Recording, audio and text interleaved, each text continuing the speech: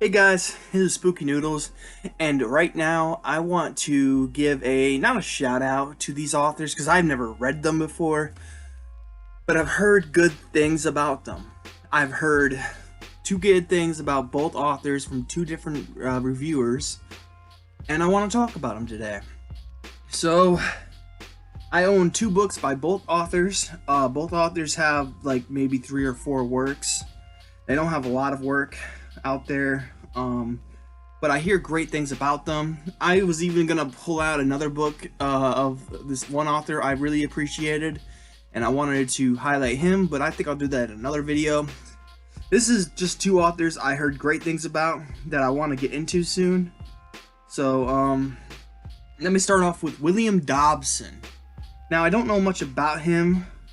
I don't know much about the other guy either, but I thought at first I didn't know what I had when I bought a certain book by him. It's not in the best condition, but again, it's hard to find. So, yeah, people say, I tried to sell this book before and someone said, I'm a collector and I want my book in better condition. And I was like, okay, but good luck finding it because it's not an easy book to find.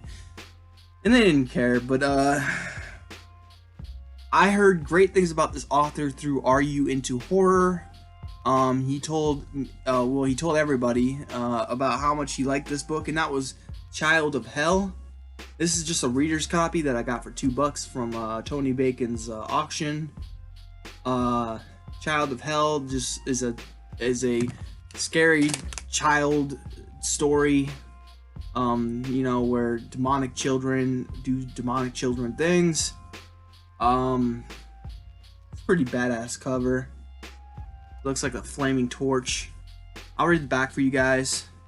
Davy Fawcett was 7 when he discovered his power. As he stood in the snow and watched his house burning like a bonfire in the night, he heard the shrieks of his family trapped within. The little boy knew that he was able to play God. From the moment on, no man or woman, child or grown-up, who sparked Davy's rage was safe. For Davy held a whole world in his hands, and world of what that he could turn into a flaming holocaust. Child of Hell. Now, I've heard great things about this book. I've heard great things about this writer, and I want to read this book soon. It is a very short book, coming around, I want to say 184 pages. Let me see here. 185 pages. That is Child of Hell. He has another book out there, and I think he has 2 more books out there, but I only own these 2 Signet copies. And the second one I own is Ripper, or The Ripper. Excuse me. And I'm pretty sure this one is about Jack the Ripper. I'm not sure. Let me look up the back really quickly.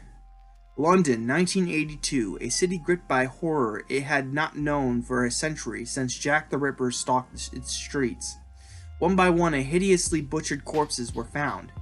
Day by day, the police had less and less hope for stemming the torrent of blood. Yeah. All that drew a down on his luck detective named Jack Shepard into the case was the pay offered by the distraught parents of a slain girl.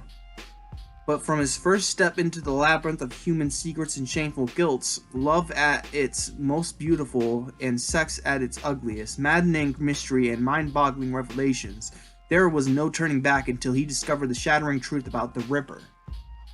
So that is The Ripper by William Dobson. Now, like I said, I heard great things when it came to Child of Hell. Are You Into Horror said, do you have this copy do you have the other book by William Dobson? And I was like, yeah, I have the other book, but I guess this isn't the other book he was referring to. I have The Ripper and Child of Hell, both reading copies. They're not in the best condition, but yeah, I own them. And they're both short books. Like, The Ripper ends at 187 and Child of Hell ends at 185. So, both very small books, and I will get to them probably later on this year. I just heard Are You Into Horror and say good things about William Dobson's writing, so I want to give him a shot. And yeah, that's the story with William Dobson. I owned The Ripper before I owned Child of Hell, and I did not know this was a big time book. I just bought it because it was $1 or $2 on a auction site. Or on Facebook auction, and I just threw it in the bid and didn't expect to win, and I won, and then I got it and I didn't know what to do with it, so I kept it. Tried to sell it once, but it didn't go down well because the buyer didn't like how crappy the back was. So the cover is fine though. It has a little bit of a bend, but that's it. Then I found this one. I heard of William Dobson from Are You Into Horror? Saw this reading copy, was $2 and had to get it, even if it is in crappy condition. Getting this book is hard, so yes. Next guy I heard great things about through the Paperback Maniac or Paperback Mania. I don't know what his YouTube channel is called, but he's a cool guy. He's got a lot of subscribers and he gets a lot of views on his videos, but he's a really cool guy. If you don't know who he is, check him out. I doubt you don't know him and know me. Like, if you know me, you know him probably, because you probably look for people like me, and he's probably the first person that comes to mind when you look for people like me. But he said great things about this book, Aftershock by Robert W. Walker. I heard great things about this book, and I cannot wait to give it a read. Basically, it's a creature feature, and it comes from the perspective of the creature and the perspective of the people around him. So I can't wait to dive into this. It is 248 pages long, so this is gonna be an easy read for me. I can't wait to dive into it. And since I heard good things about Robert Walker's writing, I went and got his other book that he wrote, Disembodied, which looks really cool too. Look at that cover. I mean, oh my god, the camera's not going to do it justice, but that is just, and my hand's shaking like crazy, so I apologize.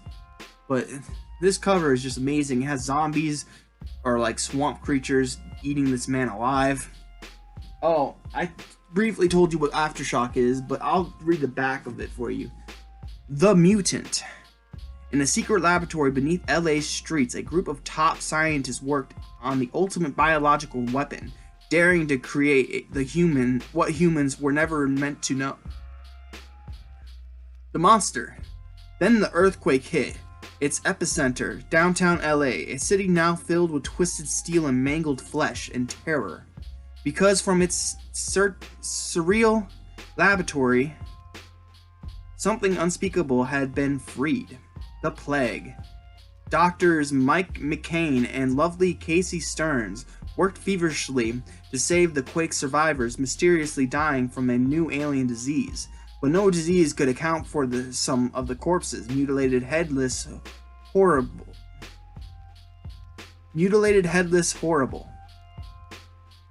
Corpses. I don't know why I'm reading that. It sounds like it's wrong, but that's how it's written. And now medicine could stop the thing hiding in the rubble, reaching out with blood-stained claws for the unsuspecting, the injured, or for you. So that's Aftershock. And then Disembodied is a little bit longer, coming in at, I want to say, well, it comes in at 263, so I wanted to say 300, but I was wrong. This one has kind of a similar back to it. I wish there wasn't the sticker, but see the back to this one? The Mutant, the Monster, the Plague. This one has the same thing, the Murder, the Overmind, the Disembodied. So let me read this one for you. The Murder. Psychic adventurer Jacob Kosler body was been destroyed hideously, hacked to pieces by a bloodthirsty maniac, and his killer is under the power of a terrible evil, a supernatural force that can bend men to its will and make them relive their worst nightmares fatally. Overmind. But Katharina Vaughn, Kosler's assistant, knows her mentor's astral self is still alive, for she can communicate with him and she knows Kostler's agony has just begun. His demonic killer is out to destroy his soul. Now Jacob and Kath must discover the deadly secret to the all-powerful Overmind before its control is too total.